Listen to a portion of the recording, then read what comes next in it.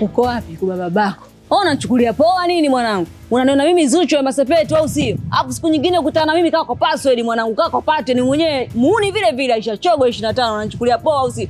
Eti nimefoni lapo na foni lapo kwa muuni, unataka nini? Unataka nini? Angachunga jicho hilo. Babaki. Vipi dogo hapo ananzoezoe vibaya unajua? Sasa namsubiri mwingine kama wewe. Fala wewe, hapo aje nimuoneshe mimi ni nani. Jatoka bado mshamba kumbe.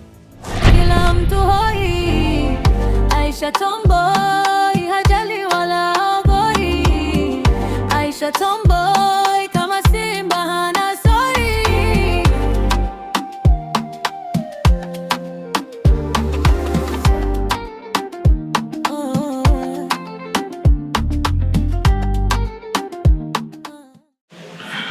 Kijana, kila nikiangalia taarifa zako, mbona inaonyesha huna mahusiano mazuri hapa ofisini? Ndio boss. Kwa sababu nilipewa off na madam Zorea. Na leo ndo alikuwa ameniambia niingie kazini. Na hapa ndo nilikuwa nimekuja kazini kuendelea na kazi zangu. Sawa. Sasa sina mengi. Ila cha zaidi nilikuwa nahitaji kesho ufike hapa ofisini. Kuendelea na majukumu yako kama kawaida. Kwa sababu leo tuna kikao, kwa hiyo siweza kuzungumza mengi. Sawa boss. Mimi nikutakia kikao chema. Unaweza kaenda. Yes, hello. Kinakuja.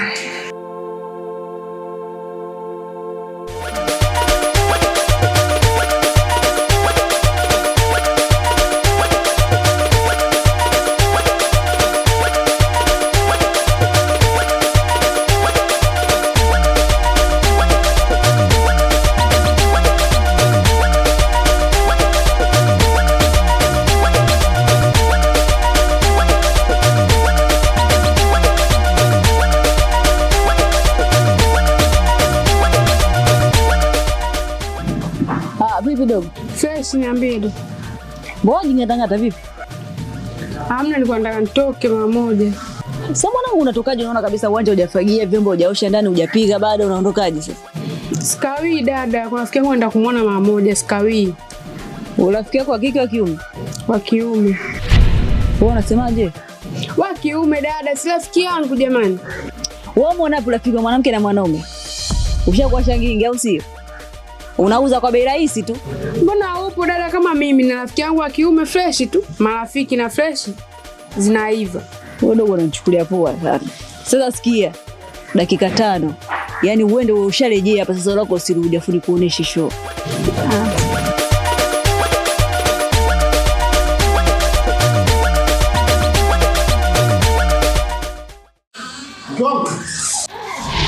Nini jamani? Njoo kwanza. Tena.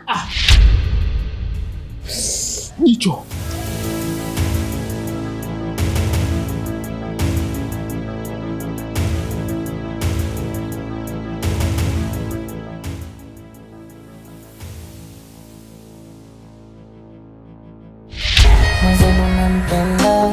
Moyo wangu kwake unaning'inia. Nakupa kusema na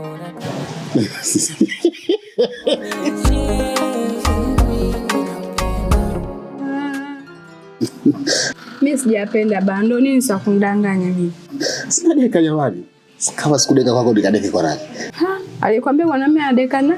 Ndio mimi sasa nadeka kwako. Wanaume wadeki, mimi sasa ndo nadeka kwako. Basi ndani. Uko chooni huko. Kuna kitu nimekumbuka kwa nimemiss, kwa hiyo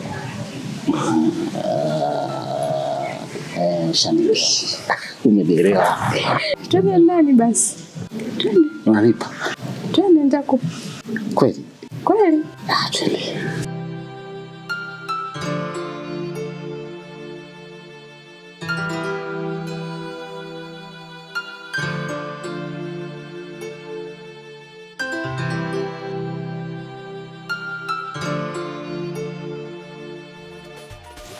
Yaani ukinisaidia utakuwa umetisha sana, na swala langu nitakuwa nimelitatua kwa 100%.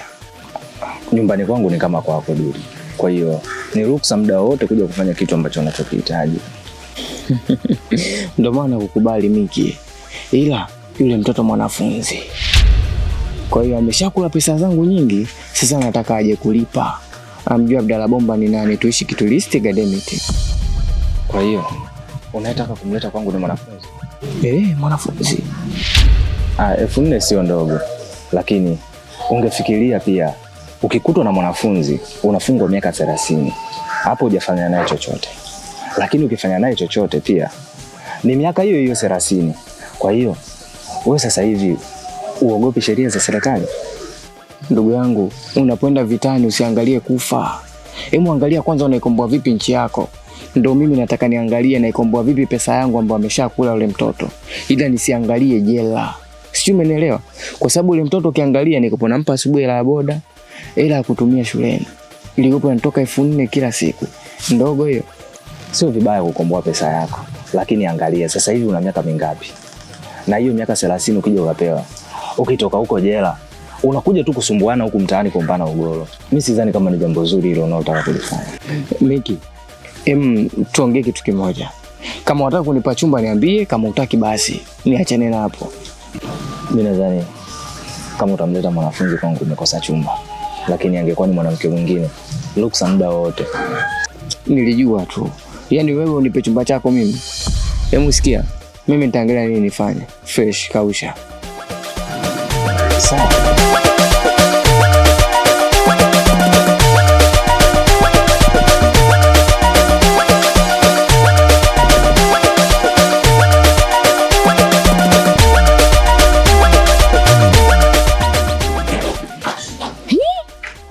Bora zeshini mwanangu.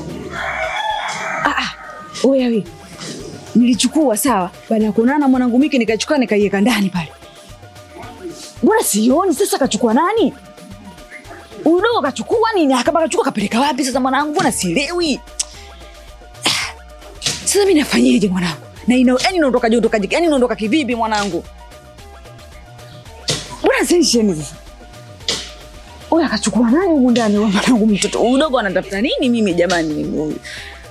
Huyu udogo anakitafuta kitu gani kwangu jamani? Kitu gani anakitafuta udogo? Na kama akachukua kapeleka wapi mwanangu? Mbona zesheni kama hivi udogo anataka kunizingua na kile kwenye mambo yangu sasa? Huko anavuka mipaka sasa mwanangu. Sema shega. Shega mimi muone afu msera ile. Hii haijesha mpaka ishi nitajua nini cha kufanya. Alafu sikubali kushinda.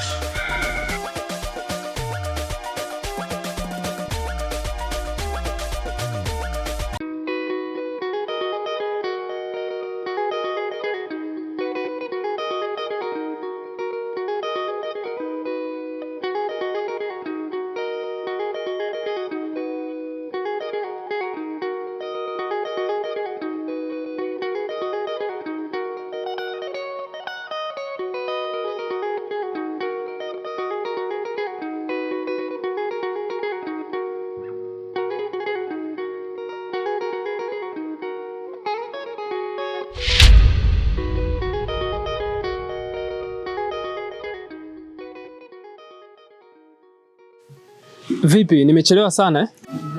Umechelewa sana, unajua umechelewa sana. Nimekaa muda mrefu hapa na kusikilizia wewe. Sawa, ujue nilipita katikati kwa rafiki yangu mmoja hivi. Sasa nikawa napiga story nyingi sana. Kidogo ndo nikakumbuka, kumbe nilikuwa na miadi na wewe leo. Vipi lakini mzigo umeupata? Mazingira ya hakika. Nimepambana ninavyojua mimi, simu yako nimeipata. Hii hapa. Oya wewe. Hii simu umepata vipi mwanangu? Unajua mimi kizaizai na chogo staki kabisa. Mimi namjua akili zake, lakini mbili yule. Obolongata ishachanganyikana na maji. Asiao akakuona akaja kuniletea noma ujue. Yaani mimi nakwambia hilo swala niachie mimi ba. Mtu sio ananipambana, simu hiyo hapo. Uhakika sinajua tu. Basi sawa. Hapa swala moja tu. Kavipi wenzetu basi magetoni, maana nimekumisi kishenzi nini michezo, si unajua zile. Usala kwenda magetoni hapa sio kweli. Hivi yenyewe hapa nakwambia nimekaa karibia nusu saa na kusikilizia wewe. Na angalia utatokea huku haupo kote. Sijui hata ulipitia wapi baba wewe. Wewe mwenyewe unaelewa kabisa mimi situmili sali moja wala masaa mawili wala dakika 40 zenyewe haziishi. Mimi dakika 5 tu nishamaliza mchezo. Wewe tuende chap chap nini unajua Waarabu wa hapa nini tunasepa. Sasa sikiliza. Tufanye kwa wakati mwingine. Unajua tena mimi mambo nini? Uhakika unajua Basi haina noma, si unajua zile. Wewe kama unapenya penya, maana yake hapa ujue chogo akikukuta hapa kizaizai chake na muelewa. Wewe kama unawe nyumbani wae kabisa basi. Okay, basi sawa.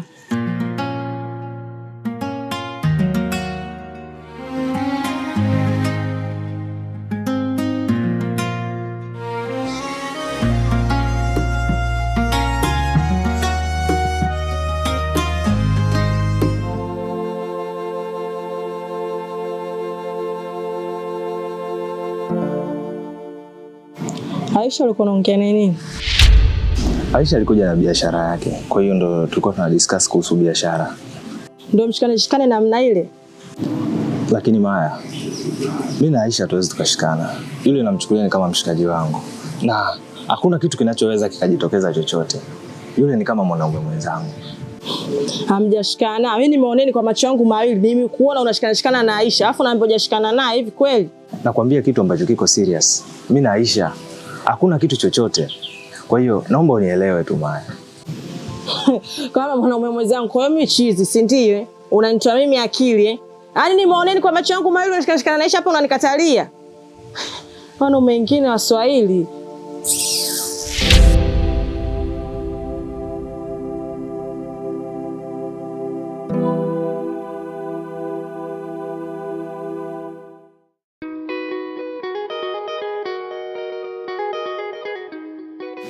Yaani Mzugu, ukiangalia umri wako na mambo unayofanya ni vitu tofauti. Kwa sababu umri wako ni mkubwa, unafanya mambo ya kitoto.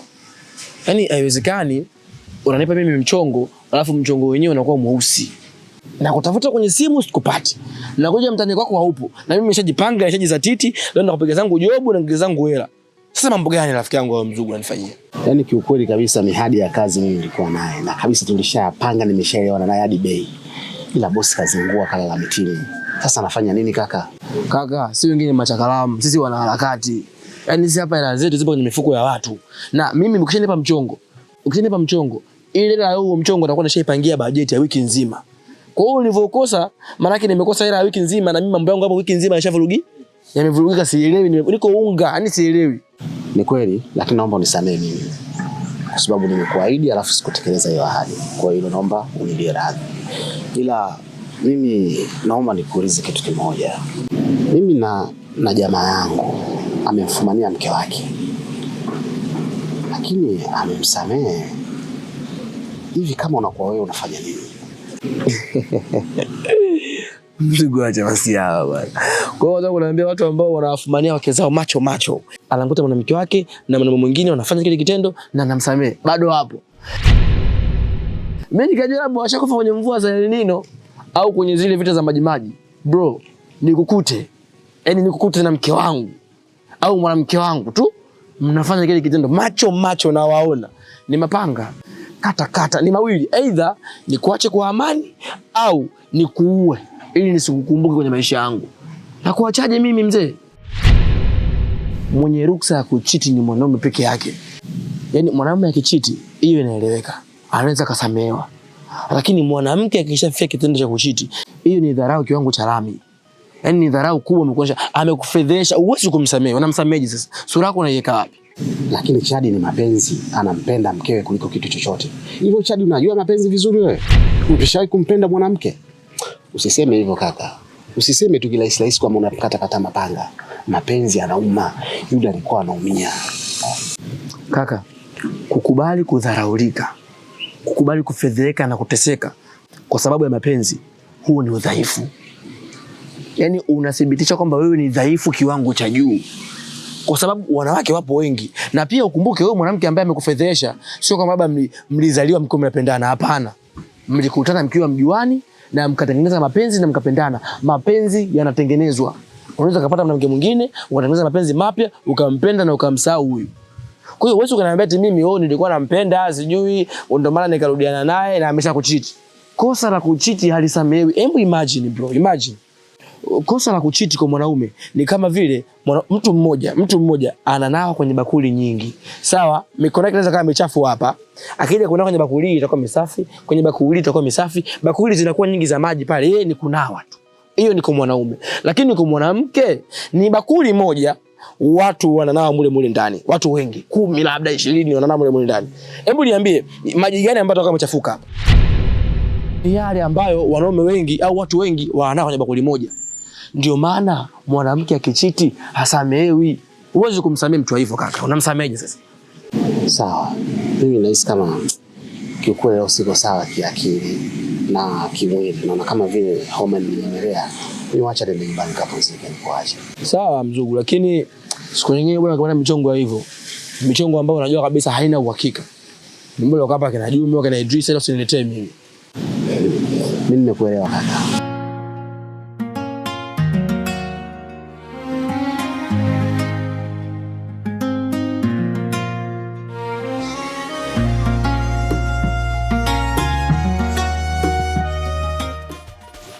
Yaani ukinisaidia utakuwa umetisha sana, na swala langu nitakuwa nimelitatua kwa 100%. Nyumbani kwangu ni kama kwako Duli. Kwa hiyo ni ruksa muda wote kuja kufanya kitu ambacho unachokihitaji. Ndio maana kukubali Miki. Ila yule mtoto mwanafunzi. Kwa hiyo ameshakula pesa zangu nyingi, sasa nataka aje kulipa. Amjua Abdalla Bomba ni nani, tuishi Kitulisti Academy. Kwa hiyo unataka kumleta kwangu ni mwanafunzi? Mwanafunzi.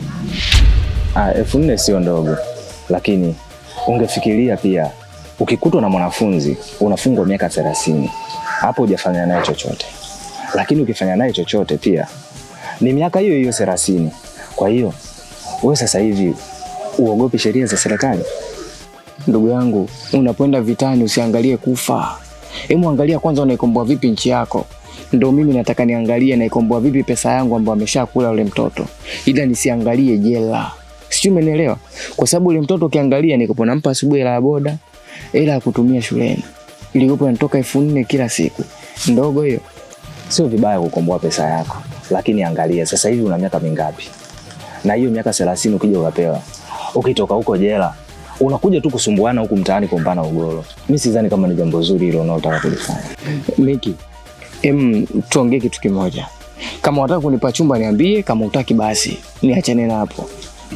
Mimi nadhani kama utamleta mwanafunzi kwangu umekosa chumba.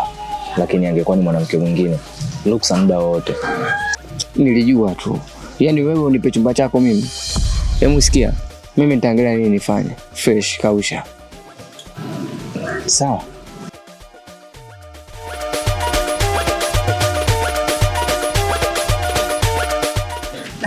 Sasa karibu sana.